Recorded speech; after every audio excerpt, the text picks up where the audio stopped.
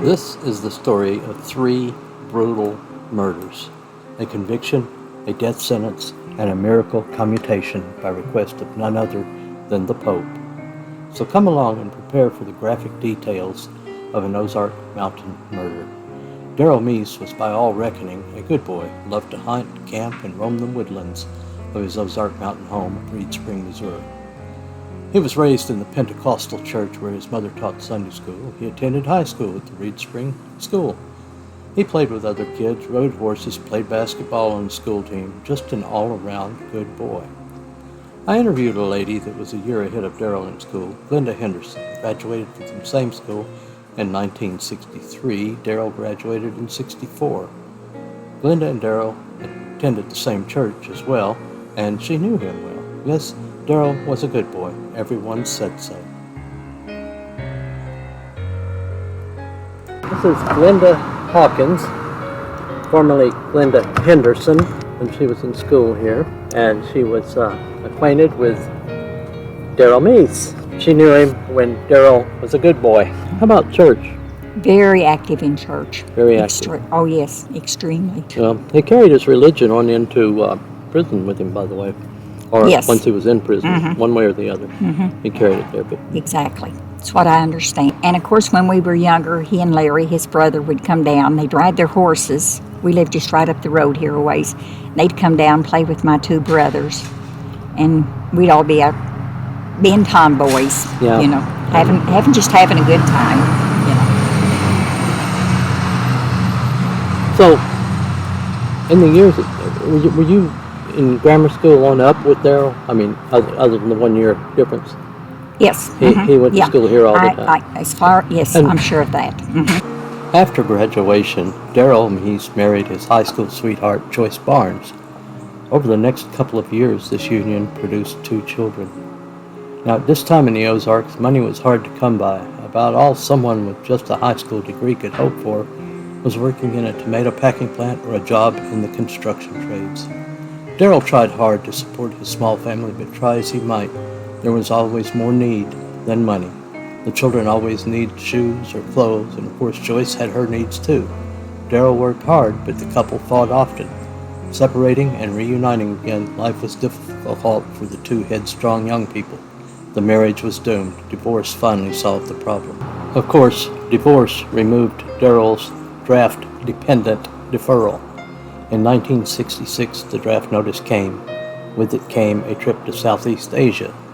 If you were a draft age and did not have anything greater than a high school degree, and you were healthy and you did not have any pull or connections, you went straight from the physical exam to Polk Army Base in Louisiana for infantry training, and 6 weeks later you were in the jungles of Vietnam.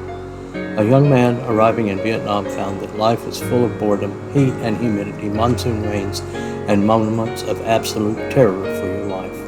Many young people turned to drugs to relieve the boredom and settle the fear. Darrell was no different. He found the drug culture inviting.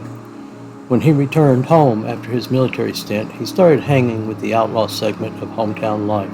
Drinking, drugging, cockfighting, etc. Darrell would not back down from trouble. He got into many fights. He was a known brawler, always armed with a gun or a knife. Again, with my interview with Glenda Hawkins, formerly Glenda Henderson. How did he become bad? Any idea? The only thing I can figure out, and probably everybody else, is because he was great, fine, until he went to Vietnam. When he came back from Vietnam, it was not the same Darrell. Now, I've interviewed several people about Darrell, but I can't find anyone who knew him after he came back. He ran with an entire different crowd. Right. I don't really think While Darrell was running with the outlaw crowd, he met Lloyd Lawrence. Lloyd was a drug kingpin, a cockfighting entrepreneur. He was into dogfighting and gambling. Darrell was fascinated with such an outlaw, and in some ways wanted to emulate Lloyd. He started hanging with Lloyd, and they struck up a loose partnership. Lloyd promised Darrell he would teach him how to make meth, and of course Lloyd would market the product because he had the connection. This partnership seemed to go only one way. Lloyd treated Darrell as somewhat of a gopher, and the promise of training never seemed to come along. Darrell, meanwhile, had met a nice girl from a well-to-do family. In Branson, her name was Mary Epps, and she was fascinated with the outlaw-type life that Darrell brought to the table. They started seeing each other, and as time passed, it became very serious. Along about this time, Darrell was becoming disillusioned with the one-way partnership with Lloyd. He stole several $1,000s worth of meth from Lloyd's stash. This aggravated Lloyd to no end, and he vowed to kill Darrell. He had the reputation, the ability, and the wherewithal to do the job. Darrell had no choice but to escape and sell the meth. He and Mary ultimately set out for western United States, Colorado, California, Nevada, and Arizona. Some good times, but plenty of bad times.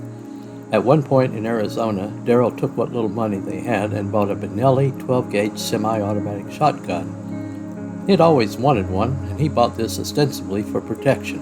While Darrell and Mary were in the West, word came through family that Lloyd had put out a $10,000 contract on Darrell. Every bad guy in the northern Ozarks were searching for Darrell. Even his cousin was trying to find Darrell and pumping Darrell's mother for information. Being one that never backed down from a fight, Darrell decided that he needed to put an end to this new threat from Lloyd. He and Mary came back to Reed Spring, and Darrell decided he would have to kill Lloyd to solve the threat.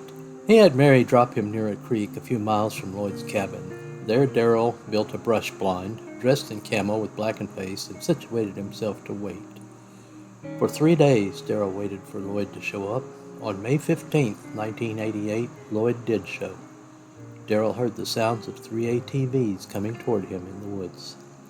The first ATV had Lloyd's paraplegic grandson. Darrell let that one pass. Then came Lloyd, followed by his wife Frankie. The peace of the Ozark Mountains that day was torn by 2 rounds from the Benelli shotgun Darrell had bought in Arizona, followed soon by 1 more round, then 3 more rounds. Darrell's first 2 shots took out Lloyd and his wife Frankie. Lloyd's paraplegic grandson Willie turned around and came back to see what the noise was about. He saw Darrell, and Darrell fired his 3rd shot into Willie. The final 3 shots were fired point blank into the faces of 63-year-old Lloyd, 56-year-old Frankie, and 18-year-old Willie. Their faces were obliterated. Darrell hiked back to where Mary was to meet him, and ultimately they took off for the western states again. They were now fugitives from justice. It did not take long for Darrell and Mary to cease being fugitives from justice. They transitioned rapidly to prisoners awaiting trial accused of murder. The investigating officers identified the shooters before the day of the crime ended. Bulletins were issued to every police department, city, county, and state almost immediately. Since the murders were compounded by headshots, it was thought that Darrell was making a statement that he was taking over the kingpin drug business. But how could he? He was on the run. The grisly murders took place in May of 1988, and the couple were arrested in Arizona in January of 1989. They had a hard life on the run. They had no money and no source of money. They had borrowed from everyone they knew and were out of resources. They could have committed robberies, but they weren't criminals, just murderers. Darrell was able to draw a distinction there. After their arrest, 9 months after the gruesome crimes, Darrell was flown back to Taney County, Missouri, and held for trial. Jim Justice, the prosecuting attorney for Taney County, chose to try Darrell for only one of the murders, that of Willie. Willie being a paraplegic was a special circumstance, and the attorney Justice wanted to seek the death penalty. At the time, Missouri had a death penalty with lethal injection. Justice figured that if he could get that verdict from jury he would, and if not, he still had the murders of Lloyd and Frankie to fall back on. The trial in October of 1990 ended with the 9 women and 3 men handing down a verdict of guilty of first-degree murder with special circumstances. The penalty phase followed, and the sentence was death by lethal injection.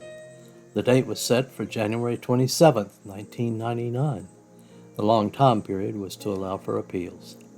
After the appeals were exhausted, there was even an appeal to Missouri Governor Mel Carnahan for mercy. But Governor Carnahan was a proponent of capital punishment. That appeal was turned down. Prior to the trial, Darrell had made a deal that Mary would not be charged with anything if he confessed to the murders, and he did. Do you believe in miracles? Darrell does. The execution date of January 27, 1999 was set in 1990. Unknown to the faiths that would arise in 10 years, many changes can happen. One of those changes was the scheduling of Pope John Paul to hold a Mass in St. Louis. As fate would have it, this Mass was scheduled for January 27, 1999, the date of Daryl's scheduled execution. Now, the state of Missouri could not execute a prisoner while the Pope was in the state holding a Mass. This whole visit threw the schedule in array. It was decided to move the execution date forward to February 10th, hoping to bypass the criticisms that would follow. The move fooled no one, of course. The Pope's staff knew of it and reacted accordingly. Pope John Paul did not say anything from the stage, but as he stepped down from the podium after the Mass, he would whisper in the ear of Governor Mel Carnahan. We do not know what was said to the governor, but we do know that just a short while later, Daryl's sentence was commuted to life without parole. Pope John was opposed to capital punishment, as was the entire Catholic Church. The Pope did not know Daryl, and Daryl was not a Catholic. He was just a good boy gone bad from the hills of Missouri. Was this a coincidence, or was this a miracle? You decide. But one fact you must know in making your decision. Daryl had turned back to the religion he knew as a child. He said God had broken his heart. He said he would never be executed, that God had work for him to do. Daryl said this way back in 1990 and repeated it many times to newspapers, TV, and anyone who would listen. Did Daryl know something that no one else knew? Apparently so. Daryl today insists, even now, that God intervened by way of the Pope.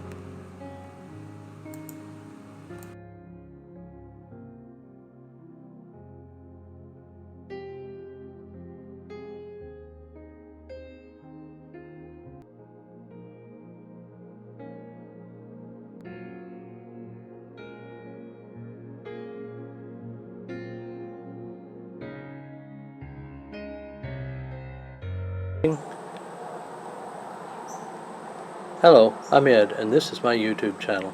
I appreciate your watching this video. Your clicks and subscriptions is what will keep this channel going. So if you enjoyed this video, I would ask you to share with others. The name of my channel is The Ozarks Then and Now, Its People and Places. It has 3 separate threads. By the title, The Ozarks Then and Now are documentary videos of the places, cities, areas, etc. In the Ozark Mountain region. The second thread is about the people and the places. Places are fun or interesting to visit, and the people that make them happen. Check out the video of Persimmon Hill Berry Farm. And the third thread is murder and mayhem in the Ozarks. It is about violent crimes that have been committed in the Ozarks, just like the one you just viewed. Believe me, there is enough to go around. It's a cesspool out there with man's inhumanity to man. I will try to post at least once a month if I can. It takes time to interview, research, record, and edit. The entire staff is my wife Jeannie and myself, and we have real jobs to attend to as well. Again, I thank you for your viewership and ask you to share with others.